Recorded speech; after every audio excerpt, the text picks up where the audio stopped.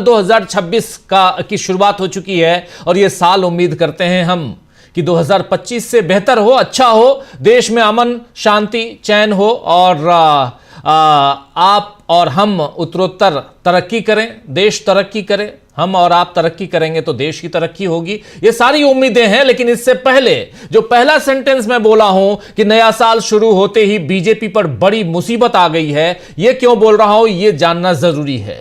देश के सबसे स्वच्छ शहरों में शुमार इंदौर, आप जानते हैं मध्य प्रदेश में है, अदानी के हाथों बिक चुका है। और लेकिन अनुराग द्वारी ने हिम्मत दिखाई और एनडीटीवी के लोगों ने, मालिकान भले वहां अदानी रहे हों, लेकिन उससे टेलीकास्ट किया गया। इस पूरे मसले को एनडीटीवी ने टेलीकास्ट किया और बाद में आज उसे डिलीट कर दिया है। डिलीट कर दिया, समझ में आ गया कि क्या है, लेकिन कहानी आगे बढ़ चुकी है। इस पर जो तमीज में रहने की बात, सलीके से आप बात कीजिए, सारी बातें यहां पे हुई हैं। लेकिन इस पर कांग्रेस पार्टी ने क्या कुछ लिखा है, आइए जरा उसको देखते हैं। कांग्रेस पार्टी ने अपनी प्रतिक्रिया दी है इस पर और लिख रही है कांग्रेस पार्टी की बीजेपी सरकार के मंत्री कैलाश विजयवर्गीय की भाषा सुनिए। फोकट के प्रश्न, घंटा होकर आए हो। मध्य प्रदेश में गंदा पानी पीकर लोगों की मौत हो रही है और सवाल करने पर बीजेपी सरकार के मंत्री गुंडों जैसी भाषा का इस्तेमाल कर रहे हैं। शर्मनाक। ये कह रही है यहां पर कांग्रेस पार्टी। ये वीडियो वायरल हुआ तो विजयवर्गीय का खेद प्रकट भी आया है। सोशल मीडिया पोस्ट पर कैलाश विजयवर्गीय ने खेद प्रकट करते हुए, और कैसे खेद प्रकट किया है जरा उसको भी देख लीजिए, जरा स्क्रीन पर ले आइए। कैलाश विजयवर्गीय का ये खेद जो है वो बहुत इंपॉर्टेंट है, जिसमें वो साफ साफ कह रहे हैं कि मैं और मेरी टीम पिछले 2 दिनों से बिना सोए प्रभावित क्षेत्र में लगातार स्थिति सुधारने में जुटी है। इनकी टीम जुटी हुई है। दूषित पानी से मेरे लोग पीड़ित हैं और कुछ हमें छोड़कर चले गए, यानी कि मौत के घाट पहुंच गए। उनकी मौत हो गई, हमें छोड़कर चले गए। इस गहरे दुख की अवस्था में मीडिया के एक प्रश्न पर मेरे शब्द गलत निकल गए, इसके लिए मैं खेद प्रकट करता हूं। लेकिन जब तक मेरे लोग पूरी तरह सुरक्षित और स्वस्थ नहीं हो जाते, मैं शांत नहीं बैठूंगा। ये लिख रहे हैं कैलाश विजयवर्गीय। आप लोगों को बता दूं दोस्तों कि कैलाश विजयवर्गीय के क्षेत्र में ही, जहां से ये विधायक हैं, उसी क्षेत्र में की घटना है। ये मंत्री हैं, पूरे प्रदेश के मंत्री होंगे, लेकिन इनका क्षेत्र, जहां से उसी एरिया के लोगों ने वोट देकर इन्हें विजयी बनाया, कैलाश विजयवर्गीय को विजयी बनाया और आज मंत्री पद पर बैठे हुए हैं, उनकी भाषा आपने सुन ली। तो ये है कैलाश विजयवर्गीय। गनीमत है कि कैलाश विजयवर्गीय ने खेद प्रकट कर दिया है, वरना एक पत्रकार के साथ हुई इस बहस में बीजेपी और बुरी तरह फंस जाती, क्योंकि फिर एक के बाद एक मामले याद किए जाने लगे हैं। आप याद कीजिए, ढेरों। कैलाश विजयवर्गीय के बेटे ने बैट से वहां पिटाई की थी ऑफिसर की, याद है ना? उस पे जब सवाल किया गया था तो उस समय भी चिढ़ गए थे। अभी 2 दिन पहले अमित शाह ने इसी तरह एक पत्रकार को चिढ़कर कहा था कि तुम बंगाल की चिंता करो, हमारी पार्टी की चिंता मत करो। बंगाल में जब पत्रकारों ने उनसे पूछा तो साफ साफ कि तुम बंगाल की चिंता करो। एक तो तू तड़ाक पे आ जाते हैं बीजेपी के मैक्सिमम नेता, मुझे समझ में नहीं आता, हमारे जैसे कई पत्रकारों को समझ में नहीं आता कि यह अहंकार क्यों है, किस लिए है, लेकिन तू तड़ाक पे आती है बीजेपी के लोग। और दूसरा, जब यहां सवाल पूछा जाता है तो बिल्कुल ही इनटॉलरेंट हो जाते हैं वो, यानी उनमें संवेदनशीलता तो छोड़ दीजिए, वो बर्दाश्त के काबिल नहीं समझते हैं सवालों को। और प्रधानमंत्री नरेंद्र मोदी तो इसीलिए सवाल लेते ही नहीं है, प्रेस कॉन्फ्रेंस करते ही नहीं है। जबकि पश्चिम बंगाल की अगर हम बात करें तो पश्चिम बंगाल की प्रेस कॉन्फ्रेंस में पत्रकार ने सिर्फ इतना ही पूछा था कि क्या 75 साल में मार्गदर्शक मंडल में भेजने वाला फॉर्मूला अभी के नेताओं पर भी लागू होगा क्या? इसी पर अमित शाह बिफर गए। उन्होंने कहा तुम पहले बंगाल की चिंता करो, हमारी पार्टी की चिंता मत करो। भाई, आप 75 साल में भेजते थे, प्रधानमंत्री नरेंद्र मोदी 75 साल के हो गए, इसलिए पूछा था उसने। दरअसल बीजेपी पर सत्ता की हनक इस कदर हावी हो चुकी है दोस्तों कि वो पत्रकारों को भी पार्टी कार्यकर्ताओं की तरह ट्रीट करती है और उनसे सामान्य शिष्टाचार नहीं निभाती। बीजेपी पत्रकारों को या तो अपना वो गुलाम मानती है, या गुलाम बनाना चाहती है, या फिर दुश्मन मानती है। आइए अमित शाह के उस वीडियो को दिखाना जरूरी है। देखिए, जिस वीडियो का मैं जिक्र कर रहा हूं और यहां पर जिस बात का जिक्र मैं कर रहा हूं, जिसमें कैसे बीजेपी के लोग पत्रकारों के साथ जिस ढंग का दुर्व्यवहार करने लगे हैं उसका कारण क्या है? लेकिन क्या इससे पत्रकारों पर कोई असर पड़ रहा है? जी नहीं, इससे पत्रकारों पर असर नहीं पड़ रहा है। इससे आपके ऊपर असर पड़ रहा है। आप एक्सपोज हो रहे हैं। कैलाश विजयवर्गीय एक्सपोज हुए, और अभी जिस वीडियो को आप देखेंगे जिसका जिक्र मैं कर चुका हूं, उससे अमित शाह एक्सपोज हुए हैं। कई बार नरेंद्र मोदी एक्सपोज होते हैं। बीजेपी के कई दूसरे नेता अभी तक एक्सपोज हो चुके हैं ऐसे बयानों के कारण। सुनिए जरा यहां अमित शाह को। गृहमंत्री जी नमस्कार, राजू चक्रवर्ती वर्तमान। मेरा 2 प्रश्न है। एक करो। अच्छा, 2014 के बाद आप जब पार्टी और एडमिनिस्ट्रेशन में बहुत सारे संस्कार लाए, 75 साल के बाद कोई भी लीडर या फिर मंत्री हो उसको मार्गदर्शक के भूमिका में जाना पड़ता है। तो आपको क्या लगता है अभी हाईएस्ट लेवल पे जो भी है पार्टी या फिर एडमिनिस्ट्रेशन में, वो 75 साल हो गया, उसको अपने आप वानप्रस्थ में जाना चाहिए? चलिए मैं बुलाकर आपको बताऊंगा। तुम बंगाल की चिंता करो भैया, मेरी पार्टी की क्यों चिंता कर रहे हो? तो सुन लिया आपने। पहली बात तो ये कि एक सवाल करिए नहीं करो। फिर चलिए आपको बताऊंगा, तुम बंगाल की चिंता करो, हमारी पार्टी की चिंता मत करो। ये जो तू तड़ाक है, ये जो भाषा की मर्यादा खत्म हो गई है, ये है, इन सबको आप लोग सोचिए जरा। और पत्रकारों को भी, खासकर पत्रकार साथियों को भी सोचना चाहिए कि किस कदर अब यहां राजनेता पत्रकारों से बात करने लगे हैं।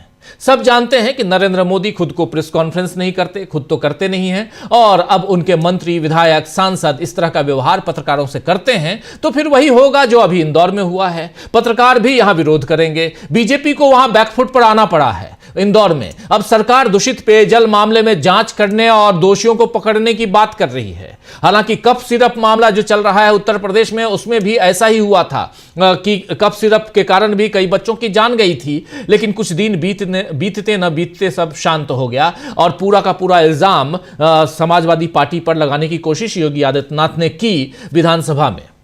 वैसे अभी मध्य प्रदेश में चुनाव में वक्त है, अभी मध्य प्रदेश में चुनाव नहीं है, तो बीजेपी वहां ध्यान नहीं दे रही है। उसका पूरा ध्यान अभी पश्चिम बंगाल में है।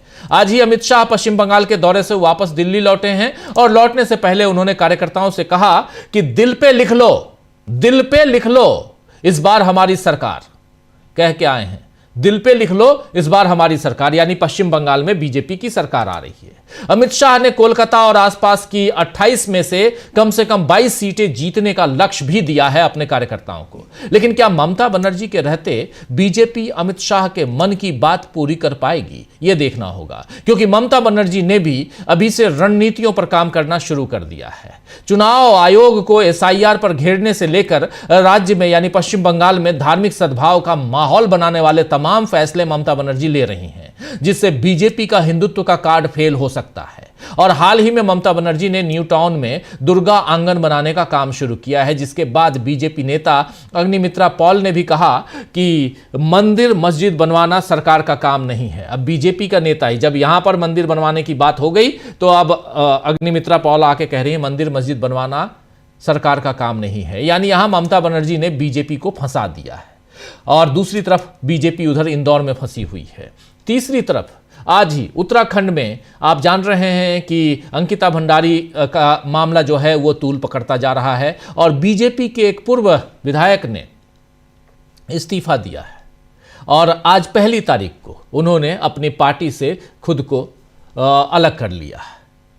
तो आज चर्चा करेंगे दोस्तों कि क्या बीजेपी के लिए साल 2026 पहले दिन की शुरुआत हुई है, मुसीबतों से भरा होने वाला है, जिसकी झलक मध्य प्रदेश से लेकर पश्चिम बंगाल और उत्तराखंड में दिखाई दे रही है। इन तमाम मसलों पे बात करते हैं। चलिए, हमारे साथ कुछ वरिष्ठ साथी जुड़े हुए हैं, उनसे पहले आपका परिचय करवाता हूं और फिर आगे बढ़ते हैं। जरा स्क्रीन पर ले आइए हमारे तमाम साथियों को। लेकिन बहुत इंपॉर्टेंट है यहां जानना, समझना कि आखिर ऐसी भाषा क्यों हो गई है। आप किसी के साथ किसी भी ढंग की भाषा का इस्तेमाल अनौपचारिक तौर पे करते हैं और आपकी कितनी उनके साथ घनिष्ठता है उस आधार पे आप करते हैं वैसी बातचीत, कोई दिक्कत नहीं है। लेकिन जब औपचारिक बातचीत होती है, खासकर कैमरे के आगे आप बात करते हैं, तो भाषा की मर्यादा का ख्याल रखना चाहिए।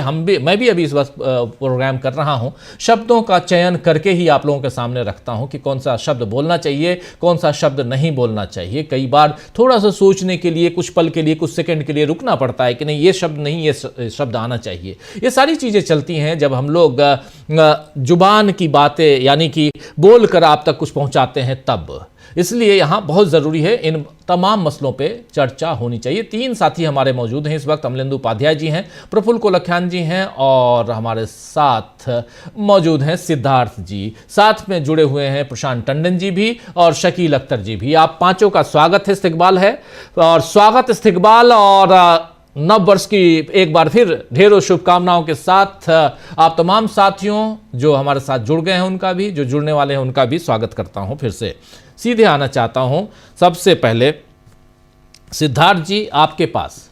सिद्धार्थ जी, मध्य प्रदेश से शुरू करते हैं। बहुत गंभीर मामला है और मध्य प्रदेश में माफी मांग लेने से, खेद प्रकट कर लेने से, माफी नहीं मांगी उन्होंने, खेद प्रकट की है, दोनों में बहुत फर्क है। खेद प्रकट कर लेने से क्या काम हो जाएगा?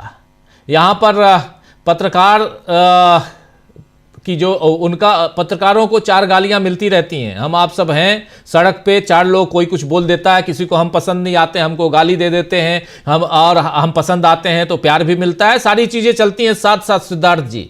लेकिन जो बात वहां कैलाश विजयवर्गीय कर रहे हैं, ये इस बात को एक्सपोज करना यहां जरूरी है। और साथ में 13 लोगों की जान चली गई, कई लोग 200 से ज्यादा लोग अभी भी बीमार पड़े हैं। 24 दिसंबर से लगातार शिकायत हो रही थी कि दूषित पानी आ रहा है, लेकिन कोई फर्क नहीं। और उसके बाद आप देखिए मध्य प्रदेश से बाहर निकलिए, पश्चिम बंगाल जहां से हमारे साथी प्रफुल्ल कोलख्यान जी जुड़े हुए हैं, वहां भी यही हाल है। वहां कोई मरा नहीं है और अच्छी बात है कि किसी की मौत क्यों हो, लेकिन वहां भी अमित शाह जिस ढंग से पत्रकारों से बात करते हुए सुने गए पत्रकार वार्ता में, उसके अलग अलग कड़ियों को जोड़िए तो वही नजर आता है कि जब मीडिया के सामने बीजेपी के नेता आते हैं तो इतने उद्वेलित क्यों हो जाते हैं, इतने परेशान क्यों हो जाते हैं?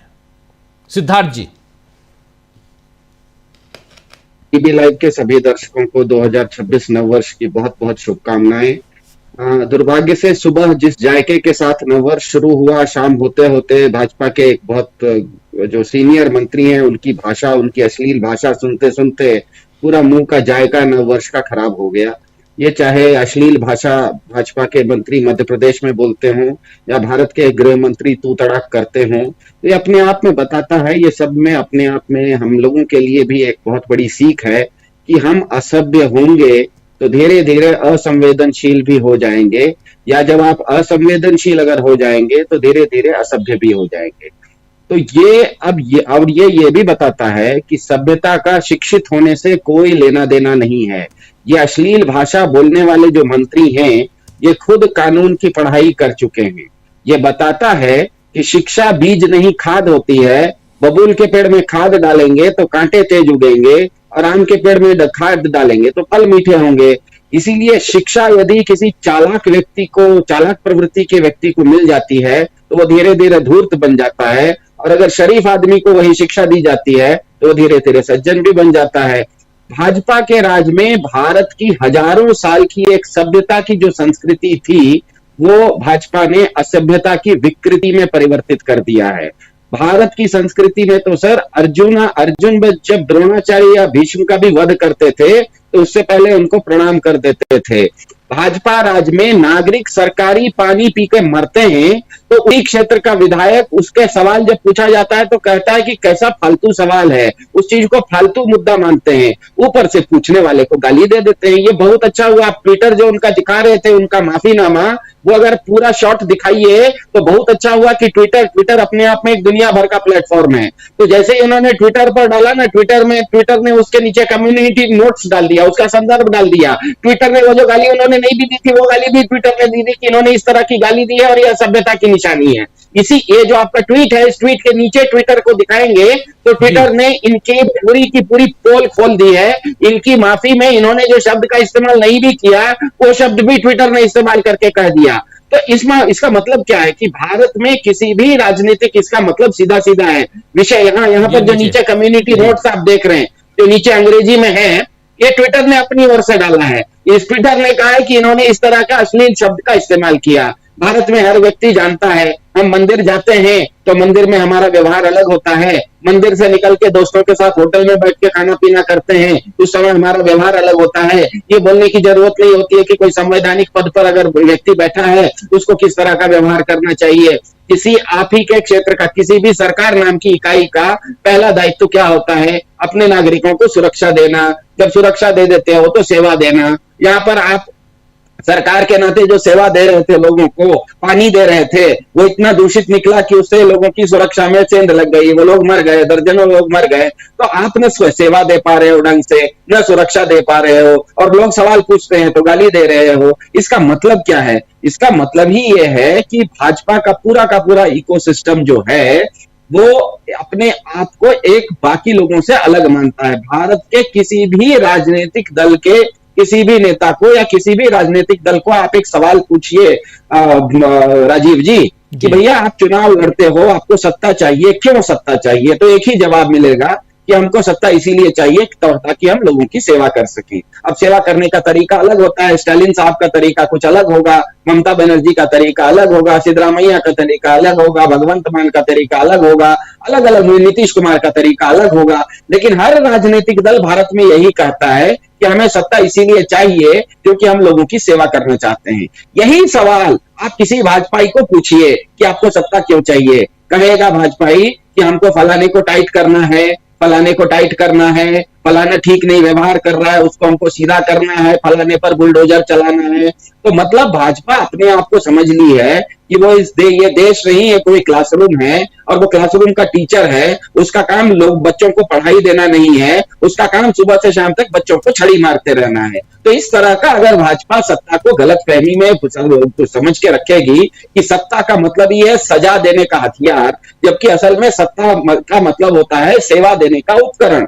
सत्ता का मतलब ही है कि आप लोगों को सेवा और सुरक्षा देने का आपने उपकरण किया, वो एक उपकरण है। और उसको भाजपा को पूछिए तो कहता है सत्ता का मतलब सजा देने का अधिकार। इसीलिए आप देखिए इनकी भाषा में जो तलखी आती है, मुझे इसमें इस बात पर उतना आश्चर्य नहीं हुआ कि उन्होंने किसी गाली गलौज के शब्द का इस्तेमाल किया, क्योंकि वो जैसे ही उन्होंने गाली गलौज की, बहुत अच्छा हुआ जो पत्रकार महोदय थे उन्होंने तुरंत उनसे वापस सवाल कर दिया कि इस तरह की भाषा का इस्तेमाल क्यों करते हो।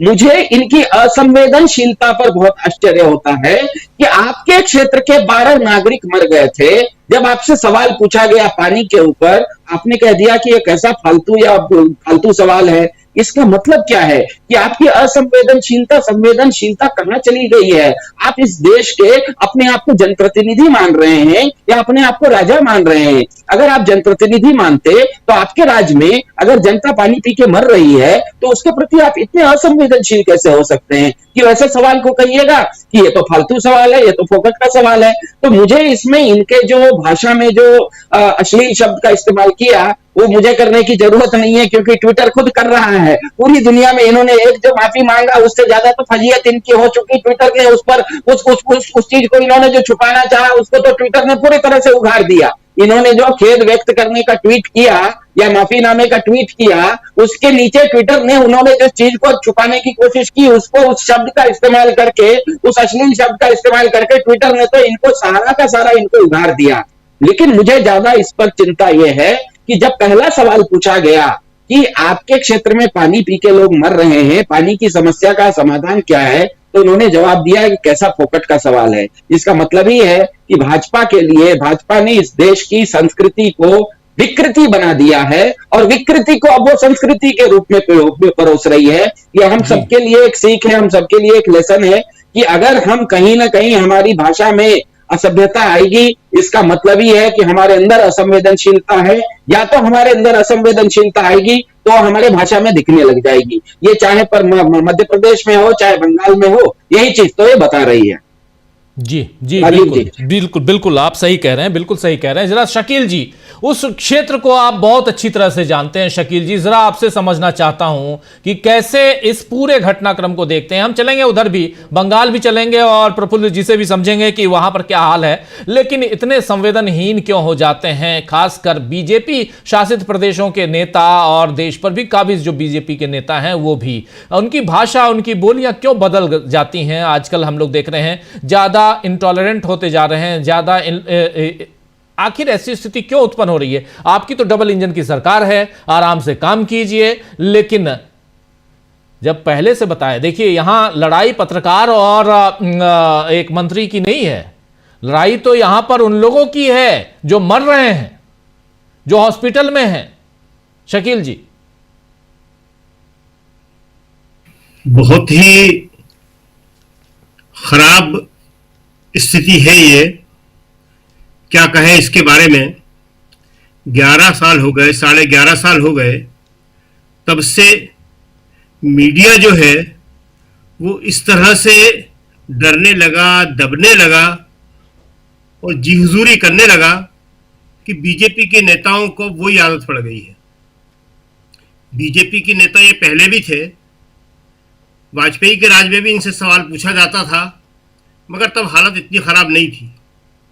लेकिन आज की स्थिति यह है कि यह अभी आपने देखा, अमित शाह वाला आपने बताया, इससे पहले के और कई मामले हैं कि इन्हें बर्दाश्त ही नहीं है कि इनसे कोई सवाल पूछा जाए।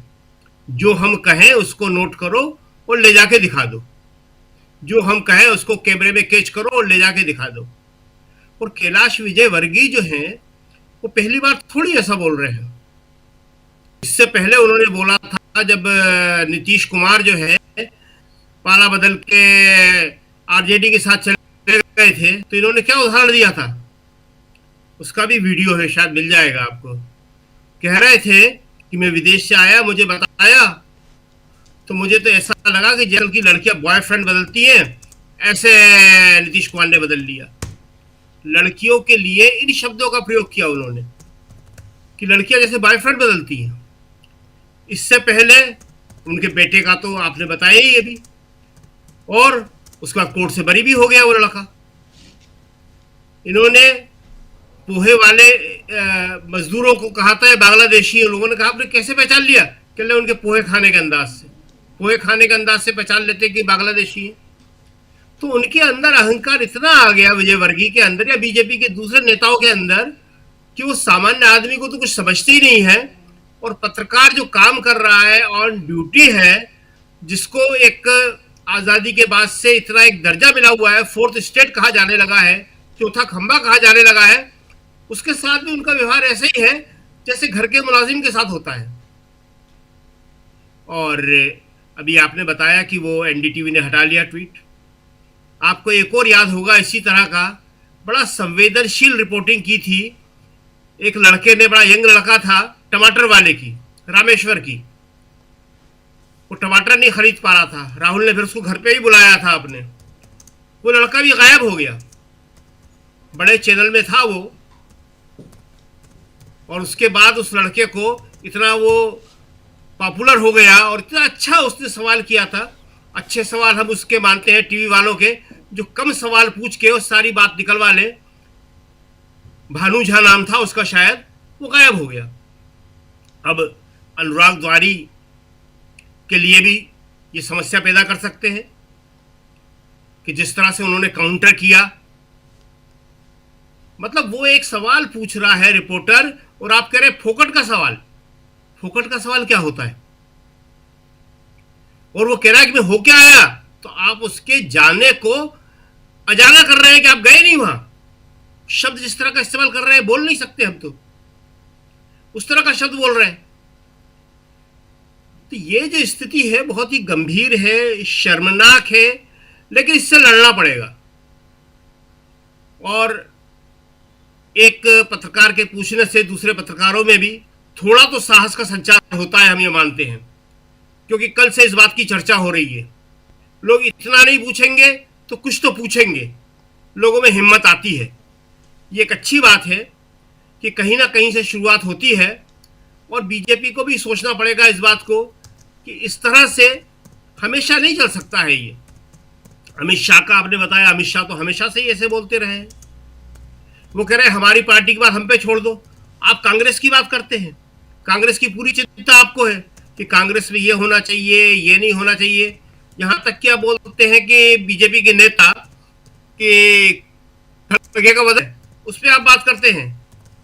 आपके खुद के प्रधानमंत्री बोलते हैं कांग्रेस खत्म हो जाना चाहिए, तो आप दूसरी पार्टी बोलने का सारा अधिकार रखते हैं, लेकिन आपसे कोई नहीं बोल सकता। इंदौर ने सफाई में पहला दर्जा कई बार प्राप्त किया है, अच्छी बात है, लेकिन एक बात हम पहले भी कहते रहे हैं कि ऊपरी सफाई अलग चीज है, लेकिन सफाई का जो कॉन्सेप्ट है उसको थोड़ा समझने की जरूरत है। आपको याद होगा कि 2014 में आते ही प्रधानमंत्री ने 2 अक्टूबर को स्वच्छता अभियान एक नए नाम से शुरू किया था, और उस वक्त हमने कहा था और लिखा था कि ये प्रतीकात्मक करते हैं। अगर वाकई प्रधानमंत्री मोदी उसको एक बड़ा मुद्दा बना लेते तो आज ये इंदौर में नहीं होता ये। लेकिन बहुत दिनों से शिकायत हो रही थी, कोई सुनने वाला नहीं है। खुद कैलाश विजयवर्गीय का विधानसभा क्षेत्र है, उन्हें भी उससे मतलब नहीं है कोई भी। विजयवर्गीय जो है जिस तरह से व्यवहार करते हैं, ये इंदौर के लोगों को अच्छी तरह मालूम है, मध्य प्रदेश के लोगों को मालूम है, बाकी लोगों को भी मालूम है, लेकिन शायद इस बार उनको जो है इससे सबक मिलेगा। दूसरी बात एक जो है कि ये दूसरों के लिए सब कुछ कहते हैं, इनसे जब कोई कुछ कहे तो बहुत बुरा लग जाता है। हमें याद है कि उस वक्त ये लोग क्या क्या आरोप लगाते थे जब इनका आंदोलन चल रहा था। अन्ना आंदोलन के नाम से एक फर्जी आंदोलन था जो पूरा का पूरा फ्रॉड आंदोलन जिसको हम कहते हैं। उसमें ये लोग मनमोहन सिंह के यहाँ प्रधानमंत्री के यहाँ पे सेवन रेस कोर्स पे जुलूस लेके पहुंच गए और कह क्या रहे थे कि तुम खाना खा रहे हो और हम यहाँ भूखे अनशन पे बैठे हुए हैं। कमाल है कि पूरा देश खाना खाना बंद कर दे, हम अनशन पे बैठे हुए हैं। तो ये इस तरह की बातें करते हैं ये। तो ये जो है पत्रकारिता के लिए ये बहुत खराब दौर चल रहा है, लेकिन कहीं ना कहीं से आवाजें उठ रही हैं, जिसे आप वैकल्पिक मीडिया कह सकते हैं, यूट्यूब कह सकते हैं, जिसे आप एक नया मीडिया कह सकते हैं, जनता का मीडिया कह सकते हैं, कुछ भी कहिए, वो आवाज उठा रहा है, वो बोलता है। जिसे हम गोदी मीडिया कहते हैं वो पूरी तरह डरा हुआ है, लेकिन उस गोदी मीडिया के अंदर भी जो मालिकान है ये सब उनका है। पत्रकार तो वो वर्किंग जर्नलिस्ट है, श्रमजीवी पत्रकार है, वो तो उसको अगर काम करने का मौका मिलेगा निश्चित ही तौर पे वो काम करेगा। उसको इज्जत मिलती थी, उसको सम्मान मिलता था, आज उसका इज्जत और सम्मान चला गया है। लेकिन उसको काम करने से 2 जगह से रोका जा रहा है, एक पॉलिटिकली ऊपर से, दूसरा उसके मालिकान द्वारा। तो अगर उसमें हिम्मत आएगी, वो बोलना शुरू करेगा, उसकी नौकरी जाएगी। आज के तारीख में बिना नौकरी के कोई नहीं रह सकता, इसलिए उन्हें अपनी नौकरी की चिंता करना है। तो इसलिए वर्किंग जर्नलिस्ट को हम उतना दोषी नहीं मानते हैं। दोषी में आप मीडिया को खत्म नहीं कर सकते, सच की आवाज को आप खत्म नहीं कर सकते। और 2026 की ये एक छोटी घटना है, एक छोटा पॉइंट है, लेकिन 2026 की एक अच्छी शुरुआत है कि वहां किसी पत्रकार द्वारा सवाल उठाया गया, किसी पत्रकार द्वारा डरने से और दबने से इनकार कर दिया गया, और उसके बाद जो भाषा है उनकी जिसमें उन्होंने खेद व्यक्त किया है उसका तो कोई मतलब नहीं है कि बिना सोए। ये क्या मतलब हुआ? अरे बाढ़ में या भूकंप जब आ जाता है, ऐसी परिस्थितियों में जो लोग काम करते हैं वो बिना सोए काम करते हैं। यह बिना सोए काम करना, मंत्री लोगों को पकड़ना चाहिए, इस बात को कहना चाहिए कि आप क्या बात कर रहे हो। ये वहां बिना सोए काम करने की क्या जरूरत है? किसी को भी नहीं है, सारे काम हो रहे हैं, सब जिम्मेदारी से काम कर रहे हैं, मगर उसमें सोना कहां बाधा बन रहा था? इसमें सोना कहीं बाधा नहीं बन रहा था। तो इस तरह की बातें करते हैं ये, और इसको सवालों को उठाना चाहिए। और के लिए देशों से मुसीबतें बढ़ेंगी।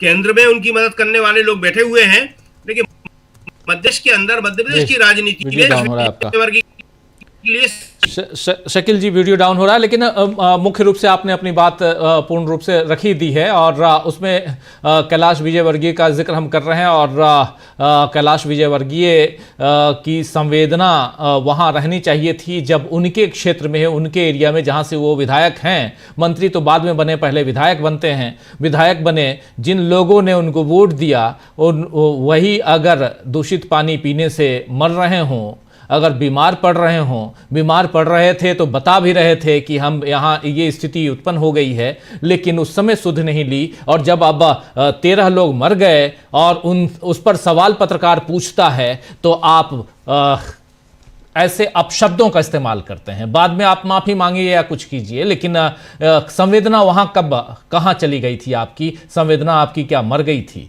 यह सवाल पूछा जाएगा। इसीलिए यहां पर, और दूसरी एक महत्वपूर्ण बात शकील जी, आप कह रहे थे कि मीडिया का एक धड़ा है आज भी, सोशल मीडिया, डिजिटल प्लेटफॉर्म, जिस प्लेटफॉर्म के जरिए हम और आप जुड़े हुए हैं इस वक्त। हालांकि अभी से थोड़ी देर पहले, आजकल पिछले सप्ताह भर से YouTube में कुछ अपडेशन चल रहा है जिसके कारण हो ये रहा है कि बीच बीच में वीडियो डाउन हो जाता है और मैसेज भी आता है YouTube से कि ग्लोबली उसमें दिक्कत है, कहीं कुछ और अपडेशन चल रहा है, तो वो मैसेज भी आते हैं, लेकिन वो डाउन होता है। तो इसलिए कई लोग, हमारे कई सारे साथी उसका खामियाजा भुगतते हैं क्योंकि वीडियो नहीं आ रहा है, सुन नहीं पा रहे हैं हमको, आपको। लेकिन फिर भी अब ये प्लेटफॉर्म है YouTube का, और जिसके ज़रिए, जिसके सहारे हम आप तक पहुंचते हैं दोस्तों। तो थोड़ा सा जब भी ऐसी परेशानी हो तो साथ दीजिए, रहिए, और एक स्वतंत्र आवाज़ तो यहाँ से आती ही है। निष्पक्ष न कहें तो स्वतंत्र तो कह ही सकते हैं। निष्पक्ष में शब्द इस्तेमाल पत्रकारों के लिए, पत्रकारिता के लिए, अपनी पत्रकारिता के लिए तो कभी इस्तेमाल नहीं करता हूं, इसलिए मैं निष्पक्ष नहीं कहूँगा। कोई ना कोई पक्ष तो ज़रूर लूँगा। जैसे आज पक्ष ले रहे हैं हम उस पत्रकार साथी का जिन्होंने हिम्मत कर कम से कम कैलाश विजयवर्गीय से सवाल तो पूछे, इसलिए ये एक पक्ष है। मैं आना चाहता हूं प्रशांत जी आपके पास। प्रशांत जी, हम चलेंगे, हमारे साथी प्रफुल्ल जी कोलकाता से जुड़े हुए हैं, उनके पास भी, और उधर की बातें भी समझेंगे। लेकिन यहां जब इंदौर चलते हैं, जिस बारे में हमारे दो साथी सिद्धार्थ जी और शकील जी अपनी बात रख चुके हैं, इसी बात को आगे बढ़ाते हैं। और इसमें आज के जमाने में पहला दिन, 2026 का पहला दिन, फर्स्ट डे ऑफ 2026, कितनी बड़ी चुनौती है भारतीय जनता पार्टी के लिए? राजीव जी, पहले दिन अगर बात निकली है तो दूर तलक जाएगी। अनुराग द्वारी एक गंभीर पत्रकार हैं, तजुर्बेकार हैं। वो कोई नए रिपोर्टर नहीं थे जो उनकी घुड़की से डर जाते, इसलिए उन्होंने जवाब भी दिया। वो एनडीटीवी के एग्जीक्यूटिव एडिटर हैं अनुराग द्वारी, और प्रणव रॉय के जमाने के पत्रकार हैं। उनको, कैलाश विजयवर्गीय को अनुराग द्वारी का न तजुर्बा दिखाई दिया, ना वो कैसे पत्रकार दिखाई दिया। उनको लाल रंग का माइक दिखाई दिया एनडीटीवी का, जो अडानी खरीद चुके हैं। इसलिए वो हिम्मत कर पाए ये कहने की कि मौतों पे भी अगर सवाल पूछा जा रहा तो क्या फोकट का सवाल है, और तुम क्या घंटा होकर आए हो वहां पे। सोशल मीडिया ने इनके हाथ में घंटा पकड़ा दिया है। देखिए, बीजेपी, ये एरोगेंस कहां से आ रहा है, वही जो आप लोग चर्चा कर रहे हैं कि मीडिया का एक धड़ा, गोदी मीडिया जिसको कहा जाता है, वो गोदी मीडिया सरकार के, केवल सरकार को की वाहवाही नहीं करता है, वो बीजेपी के लिए जमीन भी बनाता है। और जिस नफरत की राजनीति को बीजेपी करती है, उसकी पूरी खेती यही गोदी मीडिया करता है। नफरत का पूरा जो बीज है वो यहां बोया जाता है। ये उनकी टूल किट का हिस्सा है ये। तो इसलिए कैलाश विजयवर्गीय हिम्मत कर पाए ये कहने की। अगर एनडीटीवी के मालिक अभी प्रणव रॉय होते तो शायद कैलाश विजयवर्गीय का जवाब वो होता जो उन्होंने बाद में ट्वीट में लिखा। ये बड़ा इंपॉर्टेंट यहाँ पे ये जानना है कि क्या, ये क्यों ऐसा हो रहा है। आप देखिए, अभी आपने दिखाया कि किस तरीके से अमित शाह बर्ताव कर रहे हैं मीडिया से कि तुम अपनी फिक्र करो, बीजेपी की फिक्र मत करो। क्यों भाई, बीजेपी कोई क्लब है? बीजेपी कोई क्लब है? उसके सारे मैटर इंटरनल मैटर होते हैं। पॉलिटिकल पार्टी है, सरकार में है, जनता के प्रति जवाबदेही है। और अगर आप आडवाणी, मुरली मनोहर जोशी, कैलाश तमाम लोगों को आप रिटायर कर देंगे 75 साल के होने पर, तो कलराज मिश्रा को, तमाम लोगों को आप रिटायर कर देंगे, तो आपके ऊपर सवाल तो खड़े होंगे जब मोदी 75 साल के हो जाएंगे कि उनके ऊपर वो कानून लागू क्यों नहीं हो रहा। और अभी राजनाथ सिंह इसी साल 75 साल के होंगे तो क्या उनके ऊपर वो लागू होगा? तो सवाल तो है वो। लेकिन मुख्य तौर पे मीडिया पे मैं आता हूँ राजीव जी। मीडिया में देखिए, बीजेपी की जो एरोगेंस है, बीजेपी का जो पूरा सत्ता चलाने का सिस्टम है, उसमें मीडिया का एक बड़ा इंपॉर्टेंट रोल है। चुनाव आयोग इत्यादि जो है ही, लेकिन मीडिया का एक बड़ा रोल है और मीडिया को उन्होंने जेब में रखा हुआ है। और मीडिया वैचारिक रूप से भी वो मीडिया इनके साथ है।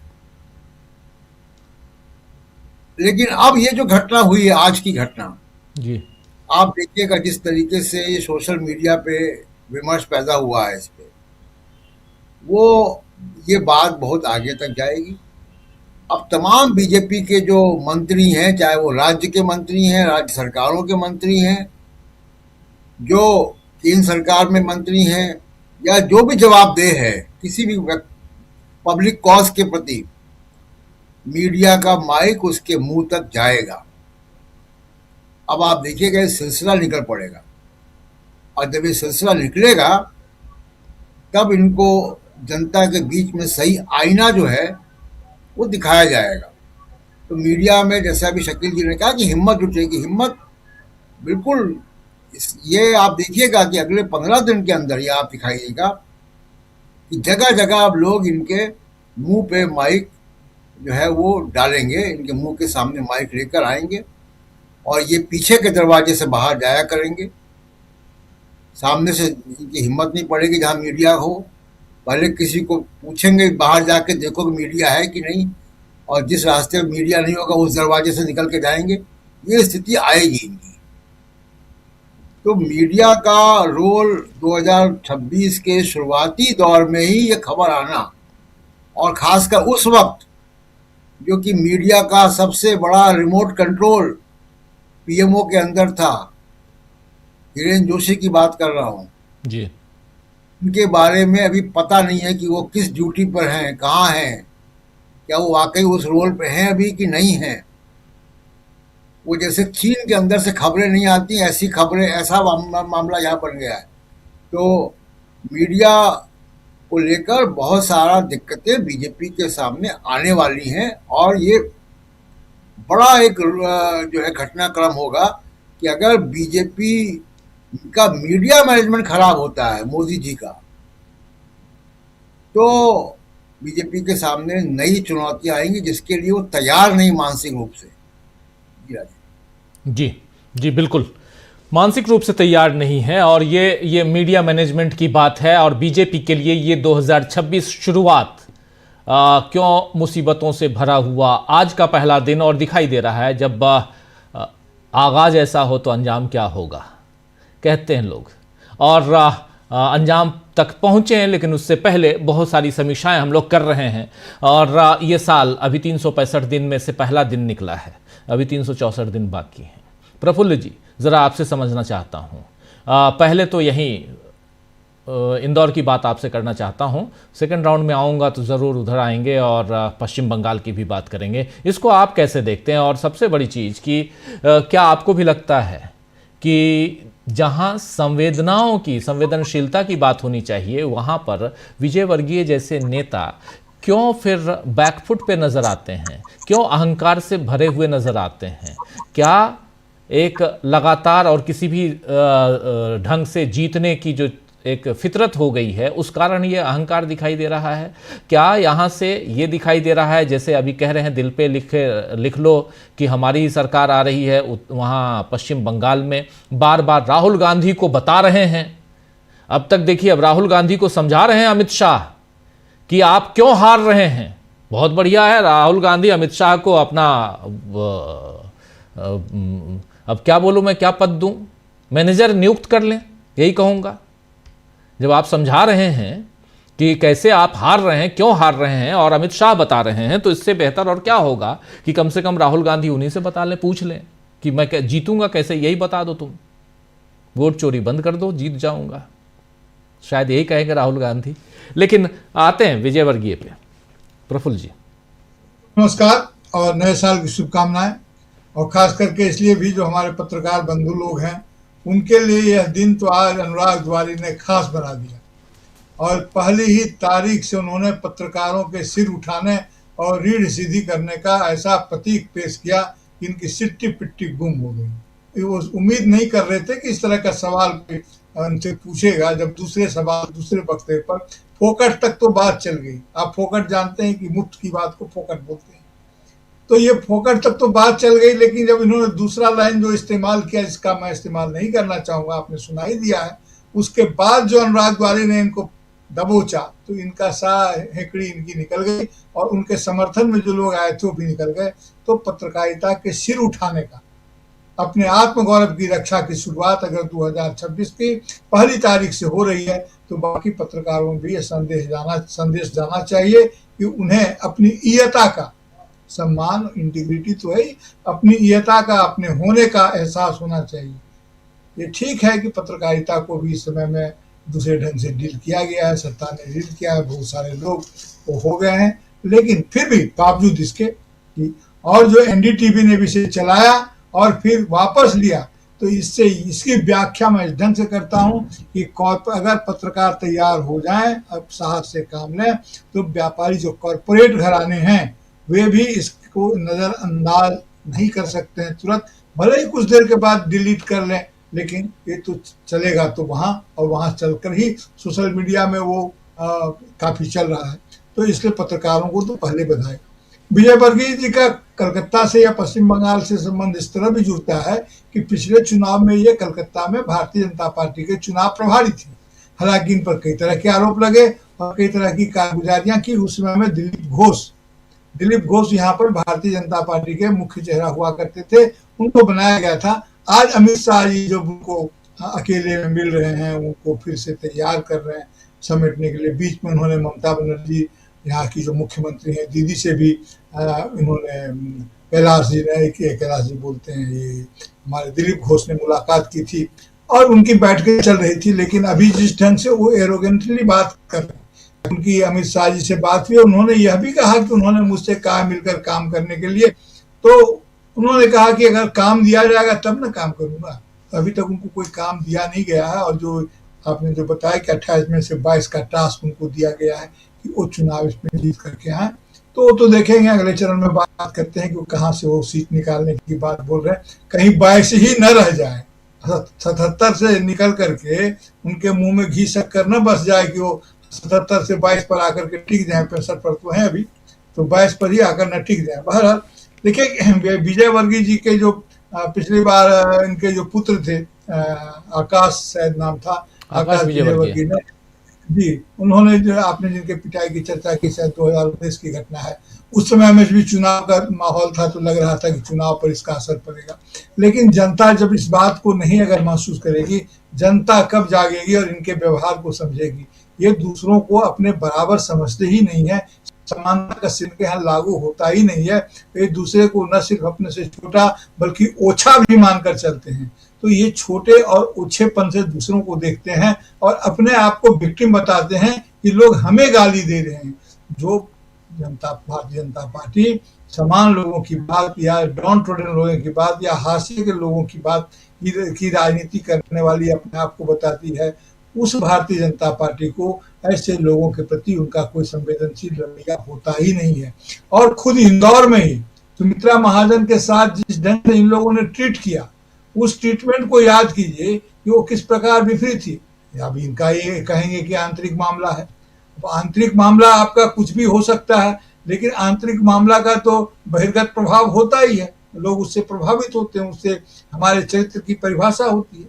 तो ये इस तरह के, जबकि सुमित्रा महाजन लोकसभा की अध्यक्षा थी और काफी उनका अपना व्यक्तित्व था इंदौर में, अब उस इंदौर में ये सक्रिय हैं और इनकी अंदरूनी राजनीति का भी ये मामला है। इस बार अभी तक कैलाश विजयवर्गीय को पश्चिम बंगाल का प्रभारी नहीं बनाया गया था। पिछली बार जब वो हुए थे तो कुछ कमाल उन्होंने किए थे, जो भारतीय जनता पार्टी की शायद आंतरिक रिपोर्ट में भी होगा, कुछ लेन देन का भी मामला था और जो अब क्या क्या मामला था वो लोग जानते हैं, लेकिन आरोप लगे थे कि उन्होंने कुछ इस तरह का व्यवहार किया था, अपने पद का लाभ उठाया था, उसको मोनेटाइज किया था। आजकल इसको मोनेटाइज करना कहते हैं, जो प्रभार मिलता है उसका मोनेटाइजेशन हुआ था, तो कुछ लाभ उनको मिला था। तो खैर ये तो उनकी अपनी राजनीति है, तो ये वो कर रहे हैं और अब देखिए कि क्या होता है। लेकिन हाँ, ये बात जरूर है कि पश्चिम बंगाल की राजनीति इस बार काफी उद्वेलित करने वाली है और कई कारणों से उद्वेलित करने वाली है। और उसका जैसे इन्होंने ये जवाब दिया, दीदी ने जो कहा है, बाद में इस पर बात करेंगे सेकेंड राउंड में, लेकिन काफी उद्वेलित करने वाली बात है और लगता है कि इस बार काफी यहाँ पर हिंसा की घटना भी हो सकती है। भारतीय जनता पार्टी की जो तैयारी है, अब सरकार इसको किस ढंग से नियंत्रित करती है, कौन सी बात करती है, क्योंकि चुनाव की घोषणा अभी हुई ने शुरुआती दौर में ही पिछले साल यानी कि 2025 के आखिरी दिनों में जो जगह जगह से गैर कानूनी हथियार पाए गए हैं, निकाले गए हैं, खोजे गए हैं और इनका संबंध बिहार से जोड़ा गया है कि बिहार से ये आ रहे हैं, तो वो असल में इसकी घोषणा होती है, ये लाइन क्लियर है और इसे आने दिया जाए। प्रशासनिक रूप से ये लोग उसकी डाटा फिलिंग करते हैं और दूसरे प्रशासन लोग इसको समझते हैं कि इस तरह की घोषणा क्या होती है। किसे आप बताते हैं आज हथियार आपको प्राप्त हुआ और अभी 2 मिनट नहीं बीता है तुरंत आपने बिहार का नाम ले लिया कि बिहार से इनका रिश्ता है, तो हाउ, ये कैसे होता है? तो इसका मतलब यह है कि वो लाइनर्स क्लियर इसको बोलते हैं, उसको इनडायरेक्ट और इंडिफरेंट सिग्नलिंग उनकी होती है। तो खैर ये सब तो वो करेंगे, अपना करेंगे। तो कैसा होगा चुनाव, इसका आकलन भी डराता है, लेकिन दुष्टता को पश्चिम बंगाल के लोग भली भांति पहचानते हैं और राजनीतिक दुष्टता को तो और पहचानते हैं। बंगाल राजनीतिक रूप से काफी अनुभवी और काफी चोटिल हुआ राज्य है, इसलिए इनकी चालाकियों में वो फंसेगा नहीं। अगले राउंड में बात करते हैं सर बंगाल जी, बंगाल की बात और करते हैं विस्तार से। आता हूं जल्दी से अमलेंदु जी आपके पास। अमलेंदु जी, कैसे देखा जाए, आप कैसे देखते हैं इस पूरे घटनाक्रम को जो कैलाश विजयवर्गीय वाला मामला है? देखिए राजीव जी, कैलाश विजयवर्गीय जी ने जो उनको संस्कार मिले संघ की शाखाओं से, उनका खुले दिल से प्रदर्शन किया है। मन की बात जो है उन्होंने खुलकर कही है, तो इसके लिए वो साधुवाद के पात्र हैं कि जो संघ के संस्कार उनको मिले उनका उन्होंने अच्छे तरीके से प्रदर्शन किया। उस पर कोई आवरण ओढ़कर उन्होंने नहीं रखा कि मन में कुछ हो और जुमा पे कुछ हो। तो जो उनके मन में था वो उन्होंने उसको प्रकट कर दिया, भले ही बाद में माफ़ी मांगनी पड़ी हो, माफ़ी क्या खेद प्रकट किया उसको, लेकिन उन्होंने अपने संस्कार जो थे वो संस्कार वही प्रदर्शित किए जो उनको संघ की शाखाओं में मिले होंगे। मैं ऐसा समझता हूं कि ये इसीलिए इस तरीके की बातें उन्होंने जो सब कही वो कही। लेकिन राजीव जी, इन संस्कार के साथ साथ एक और जो बात यहाँ महत्वपूर्ण है, और वो महत्वपूर्ण यही है कि इतने संवेदनशील मुद्दे पर जो पाषाण हृदय व्यक्ति होता है राजीव जी, वो भी इतना ज्यादा असंवेदनशील कैसे हो सकता है कि 1 दर्जन से ज्यादा लोग आपके ही क्षेत्र के, वो जिनकी जान चली जाए, और आप उस पर कहें कि घंटा होके आए हो। तो घंटा तो खैर बच गया उनका। अब घंटा किसने बजाया, चैनल के मालिकान ने बजाया कि इनके मालिकान ने बजाया, किसने बजाया इनका घंटा ये तो पता नहीं, लेकिन घंटा तो इनका बच गया। हालांकि एक समय में ये मुख्यमंत्री पद के दावेदार भी थे, वो समझे जाते थे कि मुख्यमंत्री बनेंगे। उसके बाद फिर इनको समझा दिया गया कि आपको कुछ बड़ा दिया जाएगा, तो बड़ा है इनके पास कुछ, तो इस तरह सवालों के जवाब दे रहे हैं। अरे भाई, आपकी नाराजगी अगर डॉक्टर मोहन सिंह यादव से है, या आपकी नाराजगी शिवराज सिंह चौहान से है, या आपकी नाराजगी नरेंद्र मोदी से है कि उन्होंने आपको मुख्यमंत्री नहीं बनाया, तो उसका गुस्सा आप किसी पत्रकार पर क्यों उतार रहे हैं? आपके चूंकि विभाग का मसला है तो इसलिए आपसे पूछा जा रहा है, आपके विधानसभा क्षेत्र का मसला है, तो आप अपना फ्रस्ट्रेशन जो आपका मोदी जी से है या अमित शाह जी से है कि उन्होंने आपको मुख्यमंत्री नहीं बनाया और पर्ची निकाल के डॉक्टर मोहन यादव को, आपके बगल के ही हैं, उनको मुख्यमंत्री बना दिया, तो इतना फ्रस्ट्रेशन में क्यों चले गए हैं? और इतना ज्यादा फ्रस्ट्रेशन तो भाई राजनीति छोड़ दीजिए। राजनीति में अगर राजनीति इस तरीके का फ्रस्ट्रेशन होगा कि मैं कुछ बन पाया कि नहीं बन पाया, तो हो गई राजनीति। व्यापार कीजिए, व्यापार में तो ठीक है, व्यापार में फ्रस्ट्रेशन होता है कि आज 4 पैसे कम पैदा हुए, 4 रुपए का फायदा होना था, फायदा 2 रुपए का हुआ, तो वो 2 रुपए का नुकसान समझा जाता है। तो व्यापार करो भाई, राजनीति में क्यों हो? राजनीति में तो नफा नुकसान सब होता है, चुनाव जीते भी जाते हैं, हारे भी जाते हैं। अर्श पर बैठा हुआ व्यक्ति फर्श पर पहुंच जाता है, फर्श पर बैठा हुआ अर्श पर आ जाता है, सिंहासन मिल जाता है। तो राजनीति में सब कुछ चलता है। तो आपको एक तो पहले जिम्मेदार होना पड़ेगा। कई बार कि आप मंत्री हैं, आप वहां के महापौर भी रहें, जिस जहां की घटना है वहां के महापौर भी रहें, तो आपको तो बहुत ज्यादा संवेदनशील होना चाहिए थोड़ा, आपके विधानसभा क्षेत्र का मामला। तो आप इतनी ज्यादा असंवेदनशील हो जाएं और इस तरह की बात करने लगे तो मोदी जी पे जो आपका गुस्सा है वो निकल कर यहाँ आ जाए कि उन्होंने आपको बंगाल के प्रभारी पद से भी हटवा दिया था, अभी तक आपको नहीं बनाया है वहां का प्रभारी भी, और आपको मुख्यमंत्री भी नहीं बनने दिया। तो ये गुस्सा मोदी जी पे निकालिए भाई। मोदी जी आए तो उनके सामने कहिएगा, घंटा तुमने मुझे कुछ नहीं करने दिया। भाई पत्रकार से घंटा क्यों कह रहे हो?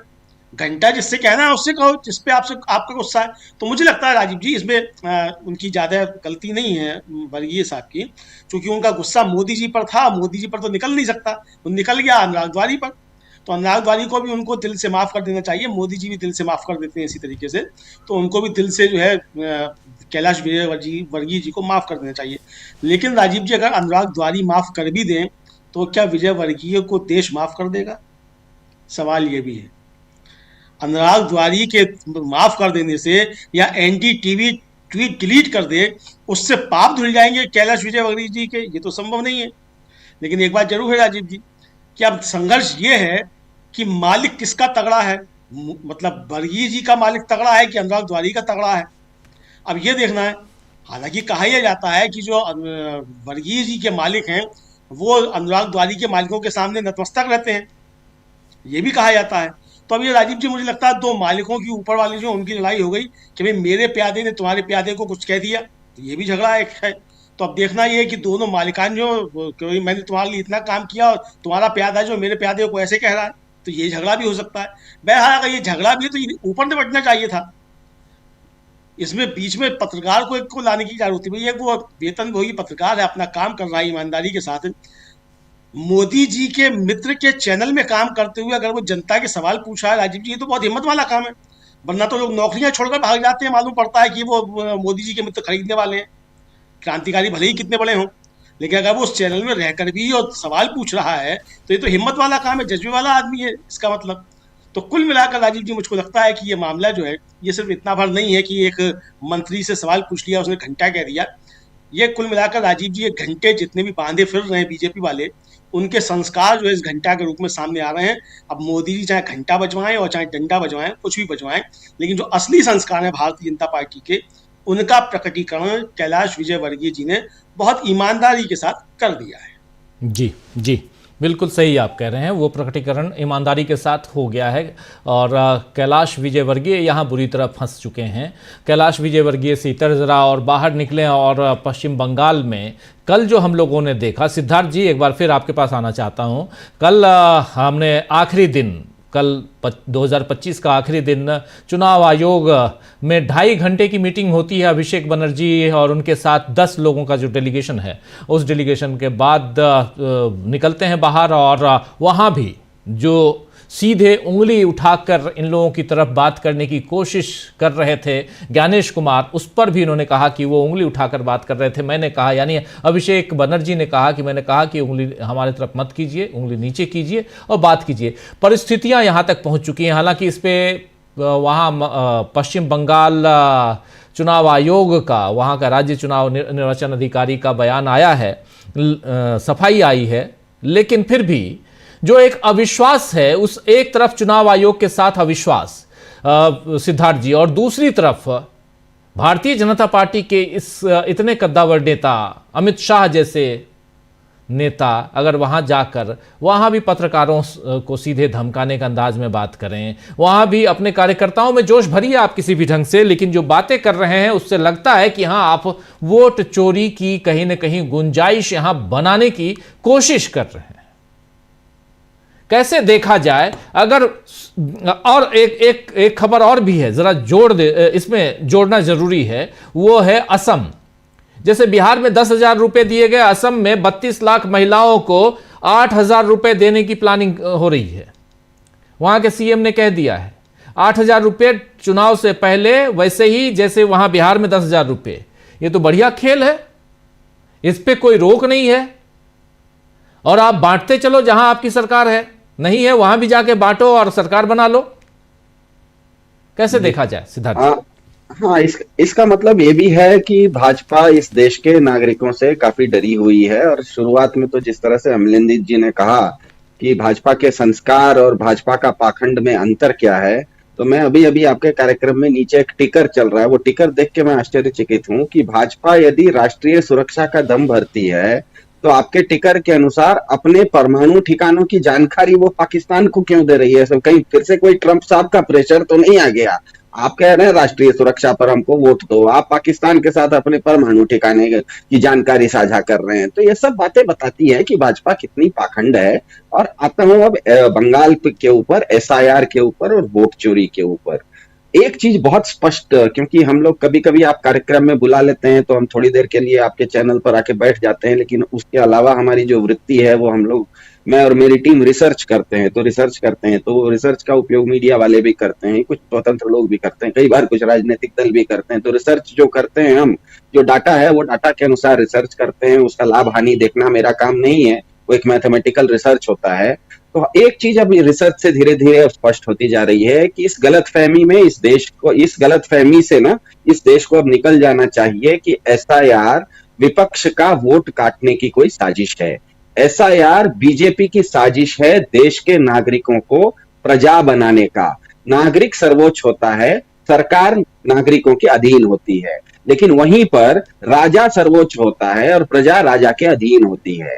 SIR की जो पूरी प्रक्रिया है वो इस देश के गरीब, ग्रामीण, श्रमजीवी सज्जनों के खिलाफ बीजेपी की एक स्पष्ट साजिश है।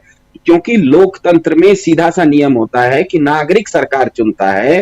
भाजपा के राज में सरकार अभी नागरिक चुन रही है, सरकार तय करती है कि तुम नागरिक हो या तुम नागरिक नहीं हो। तो लोकतंत्र के तो सीधा उल्टी गंगा बह रही है। लोकतंत्र में तो नागरिक सरकार चुनता है, यहाँ पर पहले सरकार ही नागरिक को चुन रही है। तो मतलब जहां जहां SIR होगा वहां वहां का हर नागरिक अपना वोटर ID कार्ड बनाने की जो पूरी प्रक्रिया है, उस पूरी प्रक्रिया के अंतर्गत जाने के बाद सरकार नाम की इकाई से भयभीत हो जाएगा। 2024 में इसका कारण है, 2024 के जनवरी को, मतलब 2 साल पहले की बात कर रहा हूं, 2024 के जनवरी को याद कीजिए, भाजपा को लगता था कि देश की जनता उसके प्रोपेगेंडा में पूरी तरह आ चुकी है, इसीलिए 400 पार, आरक्षण पर मार, ये सब नारे उसने दिए, एकदम खुल के ये सब नारे दिए। पर हुआ क्या, 4 महीने के बाद जब लोकसभा चुनाव हुआ, उसमें जनता ने दिखा दिया कि वो बीजेपी के शीशे में नहीं उतरी है। 400 पार से 240 की बैसाखी पर ला दिया। मतलब असली विलन कौन है भाई? असली विलन तो जनता है, वो स्वतंत्र सोच करके वोट कर रही है। तो उसे अब इंटिमिडेट करना है, उसे भयभीत करना है, इसीलिए SIR है। SIR जो पूरी प्रक्रिया है वो जनता को भयभीत करने की प्रक्रिया है। चुनाव में ना हम सब जानते हैं कि चुनाव केवल नारों से और हवा से जितना जीता जाता है, उतना ही वो व्यवहारिक संगठन से भी जीता जाता है। उदाहरण के लिए मैं सड़क पे जा रहा हूं, कोई आदमी बगल में मैंने देखा कि वो गिर गया, एक्सीडेंट हो गया, मुंह से उसके बारे में उसके लिए मेरे मन से संवेदना तो उसके प्रति निकलती है, लेकिन मैं अपनी गाड़ी से उतर के व्यवहारिक रूप से उसकी कोई मदद नहीं करता हूं। तो नारे में होता यह है कि हम किसी पार्टी के पक्ष में, हमारी जो झुकाव है वो किसी पार्टी के पक्ष में तो हो सकती है, पर व्यवहारिक रूप से होता यह है कि कोई भी वोटर जो है उसका नारा, उसके ऊपर नारे का जितना असर होता है उतना ही गांव समाज के स्थानीय व्यवहारिक दबाव, जो व्यवहारिक चीजों का दबाव है, उतना ही उस पर भी होता है। इसीलिए यहाँ पर ये कोशिश कर रहे हैं कि BLO नाम का जो प्राणी है, बूथ लेवल ऑफिसर, उसके हाथ से ये काम करने की ये कोशिश कर रहे हैं कि लोगों के ऊपर दबाव लाया जाए। लेकिन ये दबाव मुझे नहीं लगता है कि बंगाल में बहुत ज्यादा काम आएगा, क्योंकि बंगाल में कुल मिला के 80,000 बूथ है। इन्होंने नया लिस्ट बनाया, उसमें 13,000 और ऑक्सिलरी बूथ बनाए, मतलब एक ही बूथ का थोड़ा सा एक्सटेंशन है। मोटा मोटी आप 80,000 बूथ मान के चलिए। उसमें 77,000 बूथों में TMC के BLA हैं।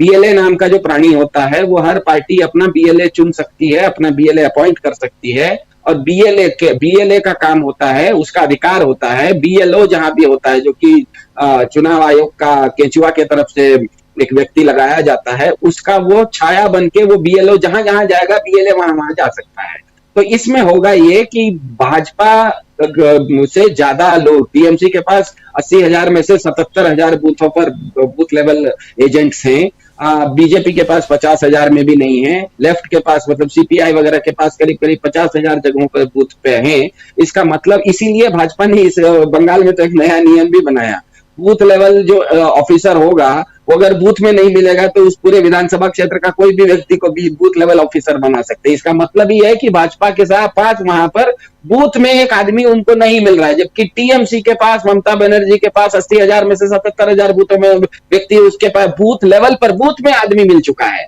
उनके पास बूथ पर लोग हैं। तो इसीलिए क्योंकि बूथ पर जो चुनाव होते हैं, चुनाव में व्यवहारिक रूप से असर जब करता है वो बूथ लेवल एजेंट और बूथ लेवल ऑफिसर करता है।